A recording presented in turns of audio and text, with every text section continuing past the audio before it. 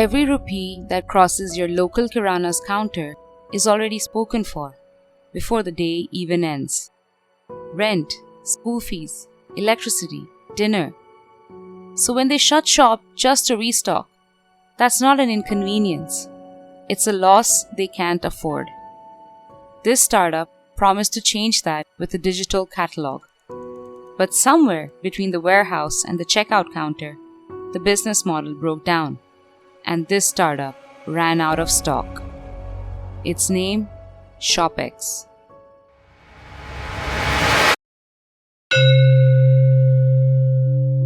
Welcome back to The Flop Side, the podcast where we uncover the stories of Indian startups that once soared only to come crashing down. I'm your host Priyanka, and last week we traveled to the world of fintech, where we saw how two brilliant founders built one of India's earliest card recommendation engines, only to find out they were actually too early. This week, we're heading into a part of the Indian economy so large it's almost invisible in plain sight: the neighborhood kirana store. In the mid-2010s, the e-commerce wave that was taking India by storm was purely built around the urban, English-speaking, credit card-holding end consumer. ShopX decided to skip that race entirely and look behind the curtain. It wasn't chasing the same customer as Flipkart or Amazon. It was trying to become the operating system underneath those invisible kiranas. And for a few years, it looked like it might actually pull it off. This is the story of a startup that got the mission right, but couldn't make the numbers survive contact with reality. Act 1. The Spark. There are over 10 million kirana or mom and pop stores scattered across the country, quietly making sure our daily needs are met. Be it a packet of milk for the evening chai or biscuits to go with it, this hole in the wall somehow has it all. It's the pillar of every neighborhood, the one constant that fades in the background of a busy street, thought of only during times of need. How many of us can claim otherwise? To have actually wondered about what happens behind that store's counter. Because all we see is the shopkeeper reaching into a packed, dusty shelf and pulling out exactly what we need. That seemingly simple act hides a much harder reality. A small shop owner in a small town doesn't have the luxury of a centralized warehouse or a fleet of delivery trucks showing up on schedule. If the shelf runs low, they shut the store themselves, sometimes for an entire day, just to travel to a wholesale market, haggle with multiple vendors, and haul back enough stock to last until the next market trip. That's a full day's earnings lost, and a small fortune tied up in inventory sitting untouched on a shelf. This was one of the aspects of their daily struggle that shopkeepers had learned to live with. But 𝗵𝗲𝗄 Joyce and Amit Sharma decided to do something about it. Rather than trying to disrupt the kirana store out of existence, the way most venture-backed retail chains around the world were doing, Sharma and Joyce were absolutely clear about their mission. They wanted to digitize the kirana, not replace it. At the time, India's retail economy was worth an estimated 40 lakh crore rupees, and Sharma and Joyce had clocked something important. Neither large format organized retail nor the consumer-facing e-commerce boom had managed to capture less than 10% of it combined. The other 90% was still running the way it always had, through small, unorganized, independently owned stores. That was the gap. Not the consumers, the retailers. And their product concept was straightforward. A retailer downloads an app, browses a digital catalog stocked by popular consumer brands, and places an order directly through the platform. Retailers got convenience, better price points, and access to bigger variety of products. Instead of buying once a month in bulk and locking up scarce capital, shop owners could order small batches more frequently, which meant they could spread out their spending and reduce how much cash sat frozen on a shelf. On the other hand, vendors and big brands who had struggled to get distribution depth into India's smaller towns without an expensively large sales force got a digital shelf inside hundreds of thousands of stores they'd have struggled to reach individually. And the company itself would sit in the middle, aggregating both sides of that transaction. In early 2015, they spent 3 months testing their product with a handful of retailers.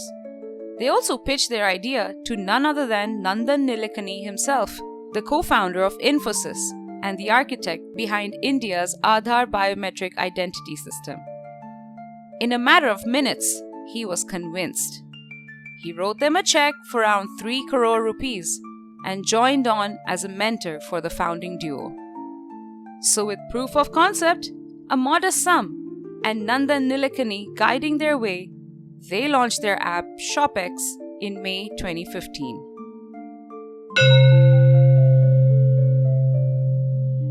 Act 2. The Illusion. The next couple of years went in building their user base and broadening their digital catalog as major brands joined the roster, including HUL, Puma, L'Oreal, and Samsung, to name a few. ShopX kept its logistics asset-light by relying on unorganized transport networks to reach remote areas and local distribution partners for last-mile delivery. They had also partnered with FedEx and Blue Dart for warehousing. Another interesting thing to note is that the company deliberately kept the app invite-only. This wasn't just about controlling quality. It was a calculated supply chain decision. Growing the retailer base in tight geographic clusters rather than scattering sign-ups across the map kept delivery routes efficient and logistic costs down. The approach reportedly helped ShopX bring those very costs to just 1% of the total transaction value, an unusually lean number for a business built on physical fulfillment. As Sharma put it, growth wasn't about adding users without limit. It was about consciously choosing who the company could serve profitably and sustainably. So by 2018, they had around 50,000 retailers across 300 locations, particularly in the Tier 2 and Tier 3 cities and towns of India, serving over 5 million customers, which brought the annualized transaction volume to over 500 crores. The target was to reach 1 million retailers across 1,000 towns in the next 3 to 5 years. So in May that year, to help them achieve that goal, they closed an approximate 236 crore round led by Fung Strategic Holdings, the private investment arm of the Fung family, who also control the Fung Group, a Hong Kong-based conglomerate running sourcing, logistics, and distribution across the global consumer goods supply chain. It was a synergistic fit. Nilekani also doubled down, with reports pegging his personal investment at around 122 crores till date. When asked about it, he said, "The ShopX model provides small retailers the same cutting-edge technology and supply chain solutions that any established e-commerce or organized retailer has access to. This provides an onboarding ramp into the formal economy for millions of retailers and the next 400 million consumers. ShopX has been built on scalable and sound business principles like platform thinking, capital efficiency, and a sustainable growth model." They were doing exactly what they set out to achieve, empowering the local kirana with technology. By integrating voice-assisted onboarding and regional languages, they made the platform instantly accessible. Retailers could now order remotely and frequently without leaving their shops, unlocking a 97% fill rate as compared to the 70% industry standard. And while gaining the unprecedented access to bigger names and global brands, their income was also boosted by nearly 40%. Beyond supply chain logistics, ShopX also became a financial lifeline. After the implementation of GST in India, they immediately built a compliance model, which was a godsend, especially for small-town shopkeepers who were struggling to adapt to the change. In early 2020, they partnered with LoanTap, a Pune-based digital lending platform, to launch ShopX 𝗧𝗵𝗲, delivering a vital paperless credit service to a demographic that traditional banks often ignored. This was very much a company singularly focused on fulfilling the acute needs of its consumers.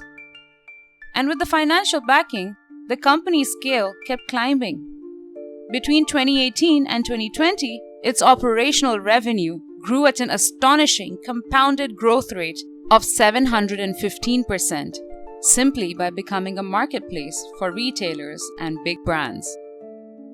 By then, ShopX claimed it was working with close to 200,000 retailers across 21 states, with annual transaction volume reportedly touching 6,000 crore rupees.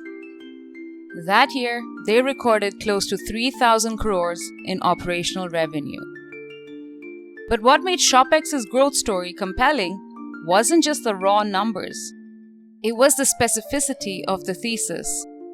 Sharma was vocal about the idea that India needed its own first principles retail model rather than an imported one, and needed answers built for its own structural realities.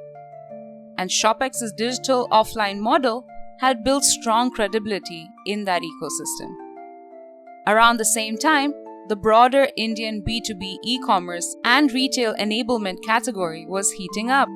Companies like Udaan, Moglix, and Off Business were all quite successfully operating in adjacent spaces. The category itself was proving to investors that it could produce massive outcomes. ShopX had been in the space longer than most. It had a differentiated retailer-first approach and had the backing of Nandan Nilekani, arguably one of the most trusted names one could have attached to their cap table. So when the pandemic came along, it looked like it might actually be an accelerant rather than a threat. India's offline retail sector, especially small neighborhood stores, took a brutal hit during the lockdown, and consumers who had never shopped online were suddenly forced to. On the surface, every ingredient for a breakout outcome was present. A real underserved market, a working product with retailer traction spanning hundreds of towns, marquee investor backing, and a macro moment, the pandemic-driven digitization of offline retail, that appeared to validate exactly the kind of platform ShopX had spent 5 years building. But underneath the retailer counts and the transaction volume, a much more uncomfortable number was quietly refusing to move in the right direction: margin. Act 3. The Crack. But before we get into margins, let's look at what the pandemic actually did to ShopX. In the short term, the numbers looked good. Retailer signups jumped 40%. Average order values climbed 60%. Sharma even claimed that the pandemic had compressed 3 years of digitization into a matter of months. But underneath that surface-level growth, the leadership team was reckoning with something more structural. Running their own parallel supply chain and logistics network, the very thing ShopX had built its early advantage on, was creating a real friction in the market. Distributors and wholesalers, the traditional middlemen ShopX's model had been routing around, were revolting hard against big brands who were now reaching retailers directly through digital platforms. So ShopX decided to pull away from that and focus on its real core competency: technology. It shifted toward a SaaS subscription-based model that let brands manage trade schemes, incentives, and retailer payouts digitally, while leaning on the same distributor and wholesaler networks it had once tried to work around. But while all this was unfolding, ShopX had not raised a fresh round of equity funding since its last one from FSH in April 2020, which was alarming because the pandemic had turned this period into one of the best fundraising windows Indian B2B e-commerce and enablement startups had ever seen. Companies operating in the same broad space collectively raised well over $1 billion in that window, some of them even going on to becoming unicorns. But ShopX raised nothing, and this is where we come back to margins. B2B distribution and retail enablement is by nature a thin margin business. You're essentially playing middleman between large brands who negotiate hard on price and small retailers who operate on razor-thin budgets themselves. Every rupee ShopX tried to extract as its own cut was a rupee either the brand or the retailer resisted giving up. Facing a business that couldn't generate enough cash on its own and a funding market that had gone cold on the model, ShopX made its second big move in September 2021.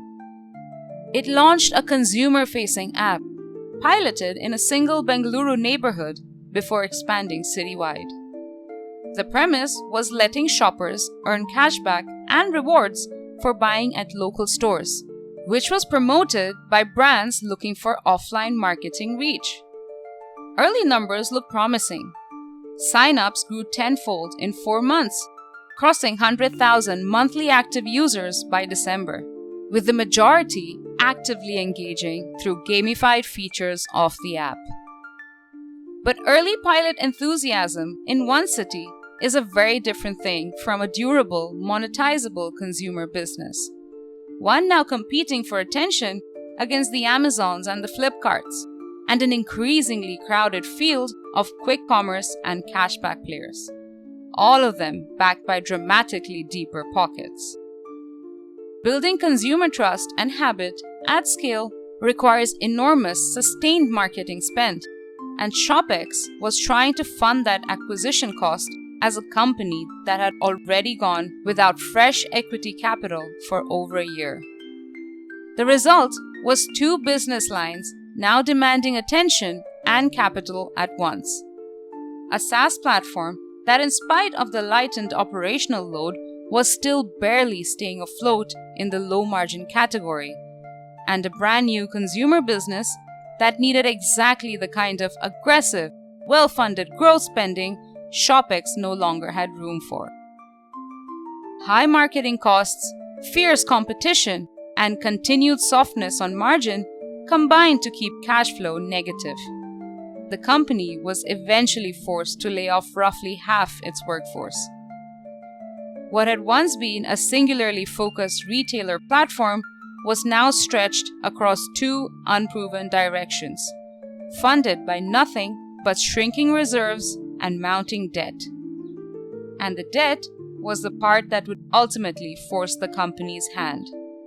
Because throughout its existence, ShopX had taken on loans from its 2 largest backers, Nilekani and Fung, with the total amount estimated at over $50 million, which comes up to roughly 350 to 400 crore rupees.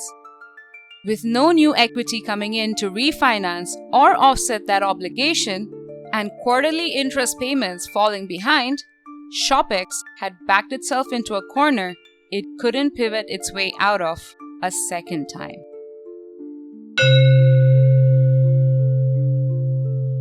Act 4. The Fade. By August 2022, there was nowhere left to go. ShopX's board passed a resolution to file for insolvency under Section 10 of India's Insolvency and Bankruptcy Code, a provision that allows a company itself rather than an external creditor to initiate the bankruptcy process. In its official regulatory filings, the company stated it had not been able to generate enough cash flow from operations or raise new capital and is therefore unable to meet its various payment obligations and has ceased to be a going concern. It was an ethical wind-up, respecting all company obligations and ensuring that the loan and interest commitments of the company were limited to its main shareholders, meaning ordinary creditors and employees were meant to be shielded from the worst of the fallout. So, what actually broke here? Because ShopX had more than 250,000 retailers across 500 towns, real brand partnerships with global titans like HUL and Samsung, and a founding insight that respected the existing structure of Indian retail instead of trying to bulldoze it. Our story even began with a well-identified market and a product that in its earliest and purest form actually worked. But if you run ShopX's 7-year arc through the Sutra framework, you'll see that the Yantra pillar isn't just about a well-developed product. It's also about the inherent nature of the business model itself. And in this case, it's not whether the product solves a real problem, but whether there's enough margin in solving it this way to build a company that survives. ShopX built a useful piece of retail infrastructure. But being useful and being monetizable at a sustainable margin are two completely different tests. And B2B distribution is one of the most brutal categories in commerce for that second test. Every layer ShopX inserted itself into, sourcing products from brands, extending credit to retailers, managing logistics and fill rates, all of it cost real money to run. And all of it sat between two parties who each had every incentive to squeeze that margin as thin as possible. And ShopX was sitting in the middle, absorbing the pressure from both sides. The company's own shutdown statement said as much, describing the entire industry's margin profile, not just its execution, as fundamentally unviable at scale. It's a reminder that a real problem and a fundable business are not always the same thing. And the gap between the two is exactly what a founder needs to interrogate before scaling into it. But here's where it gets thought-provoking. Because a low-margin core business is a survivable problem if you design around it early. Plenty of businesses globally operate on thin unit margins by building feasible scale economics, tight operational efficiency, or a second, higher margin revenue layer stacked on top of the low margin one.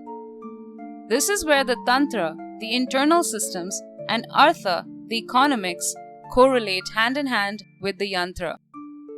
ShopX had years, arguably from as early as 2017 or 2018, when the margin pressure would have already been visible in its books, to experiment with exactly that kind of layered model, while it still had capital and investor patience on its side.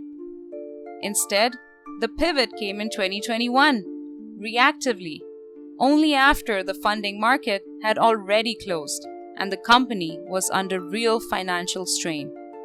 And rather than building a complementary layer close to its existing retailer relationships, something like deeper financial services or a premium tier for faster fulfillment, ShopX jumped sideways into B2C, facing an entirely different customer in a brutally competitive category. That's not a small pivot, and doing it alongside the existing B2B SaaS model, that's like shooting yourself in the foot. A financially healthy company with fresh capital might have had the operational slack to run that experiment properly. But that wasn't ShopX. Every rupee spent on the consumer app pivot was a rupee not spent defending the core business. And all of that was layered on top of the interest compounding on their debt. But for all of what went wrong, there's one thing I'd like to highlight once again. The fact that ShopX kept its app invite only. While most startups chased hypergrowth and vanity metrics, ShopX chose to expand retailer by retailer, cluster by cluster, prioritizing trust, quality, and logistics efficiency. In an ecosystem where scale is so often mistaken for success, that restraint was a rare, disciplined call. It is a wonderful example for well-planned vahana, the vehicle, which basically talks about how the product reaches the consumer, be it distribution strategy, marketing tactics, or even public relations. And maybe that's the most fitting way to remember ShopX. At its core, this was a founding philosophy built on empowerment. In an era where digital commerce keeps pulling further away from the traditional, ShopX chose to walk toward it, building for the small shopkeeper everyone else was trying to get rid of. Which leaves us with a heartbreaking thought. We live in times where disruption is the new constant, the proof of our progress.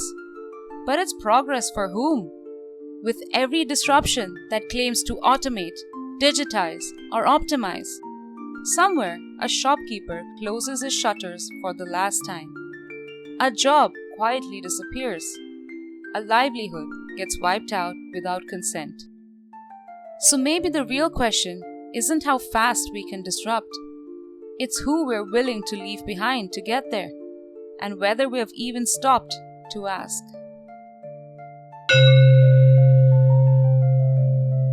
And that's your shelves stocked for the week. No items out of stock, just timely delivered lessons. If you enjoyed this breakdown, make sure you subscribe to The Flop Side so you don't miss what's coming next. Before we close shop for the day, did you know about the biggest heist of the century, where 12 tons of Kit Kat bars vanished somewhere between Italy and Poland? While the company joked that it encouraged everyone to have a break with the Kit Kat, the problem of theft and unauthorized diversion of goods in the supply chain world is a real one. And companies don't always wait around for the authorities to catch the thief. Sometimes they just set the trap themselves. They'll quietly manufacture a completely fake product, a flavor or color that doesn't actually exist, and ship it out like bait. Nobody's supposed to have it. So when that imaginary product mysteriously turns up for sale in some random local market, lo and behold, you have just caught your thief red-handed. Now, if you've got a story about your neighborhood kirana or a startup you think belongs on this show, find us on Instagram at 𝗧𝗵𝗲𝗙𝗶𝗱𝗲. I'm your host Priyanka, and I'm here with my co-creator Nandita. We'd like to thank you for hanging out with us this week on The Flop Side, where we show you the flip side of flop startups.